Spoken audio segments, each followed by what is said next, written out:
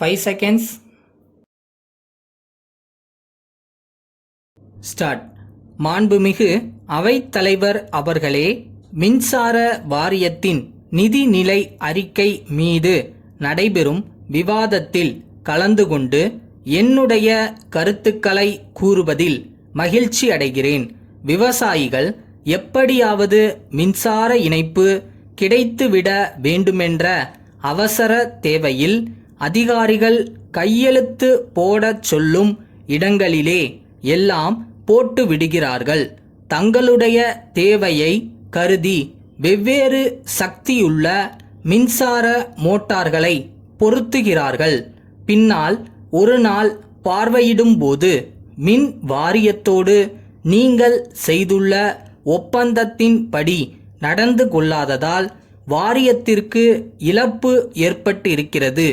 ஆகையால் ஒரு குறிப்பிட்ட தொகையை அபராதமாக கட்டுங்கள் என்று சொல்கிறார்கள்.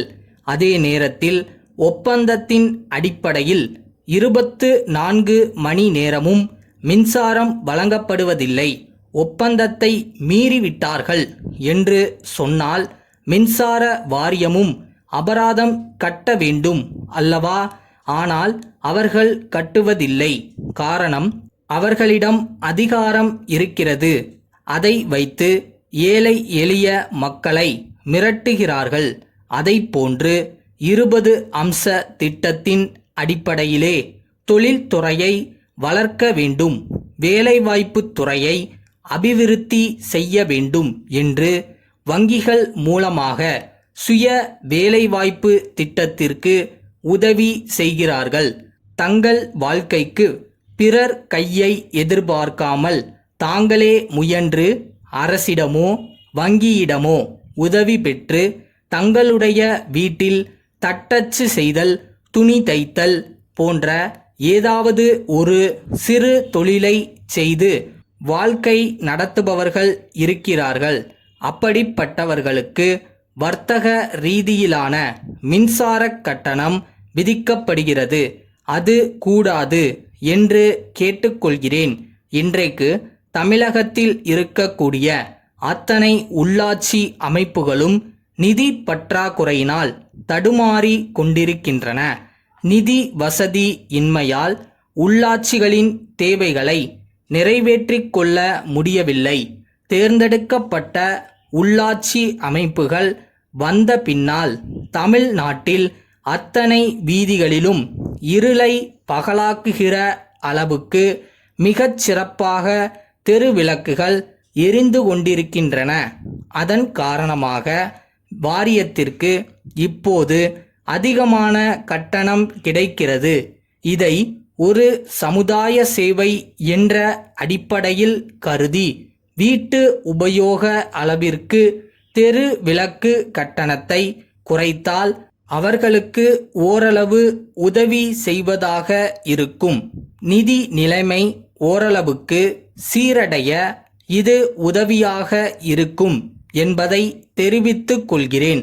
அடுத்தபடியாக மின்சாரத்துறை அமைச்சரே இன்று அறநிலையத்துறைக்கும் அமைச்சராக இருக்கின்ற காரணத்தால் இங்கே முக்கியமான தேவை ஒன்றை நான் சுட்டிக்காட்ட விரும்புகிறேன்.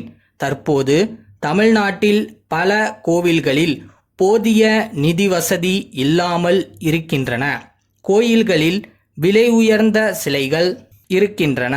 அங்கே செல்லுகின்ற மக்களில் பலர் விலை உயர்ந்த நகைகளை அணிந்து செல்கிறார்கள். ஆகவே போதிய அளவிற்கு விளக்குகள் இருக்க வேண்டியது அவசியமாகையால் இது பற்றி கவனம் செலுத்த வேண்டுமென்று கேட்டுக்கொள்கிறேன். சென்னை திருவள்ளுவர் நகர் சமூக நல தலைவர் திரு சி. கண்ணப்பன் அவர்கள் சென்னை தலைமை செயலகத்திலுள்ள தமிழக அரசின் உள்துறை செயலாளர் அவர்களுக்கு 5/6/88 தேதியிட்டு எழுதிய கடிதம். ஐயா, சென்னை மாநகரம் இந்தியாவிலேயே 4வது பெரிய நகரமாகும். மக்கள் தொகை பெருக்கத்தை பற்றி சொல்ல தேவையில்லை. போக்குவரத்து வாகனங்களின் எண்ணிக்கை பல மடங்கு அதிகரித்து இருக்கிறது. எனினும் அந்த அளவுக்கு சாலை வசதி பெருகவில்லை. 25 ஆண்டுகளுக்கு முன்னால் இருந்த சாலை வசதி கூட இப்போது இல்லை. இதற்கு காரணம் முக்கிய சாலைகளின் இரு மருங்கிலும் கிட்டத்தட்ட பாதி அளவுக்கு பழம் விற்பனை செய்பவர்களும், காய்கறி விற்பவர்களும், இதர பொருள்கள் விற்பனை செய்பவர்களும் ஆக்கிரமிப்பு செய்துள்ளார்கள். இது ஒருபுறம் இருக்க, சாலை நடுவே போகின்ற மாடுகள் வாகனங்கள் எழுப்பும் ஒலியால் மிரண்டு ஓடி நடைபாதையில் செல்லும் மக்களை முட்டுகின்றன. அதனால் பல விபத்துக்கள் ஏற்படுகின்றன. இத்தகைய விபத்துகளை தடுக்க, சாலை ஆக்கிரமிப்புகளை அகற்ற அரசு எடுக்கும் நடவடிக்கைகளுக்கு எங்கள் அமைப்பு முழு ஒத்துழைப்பு அளிக்கும் என்று தெரிவித்துக் கொள்கிறேன். தங்கள் நம்பிக்கையுள்ள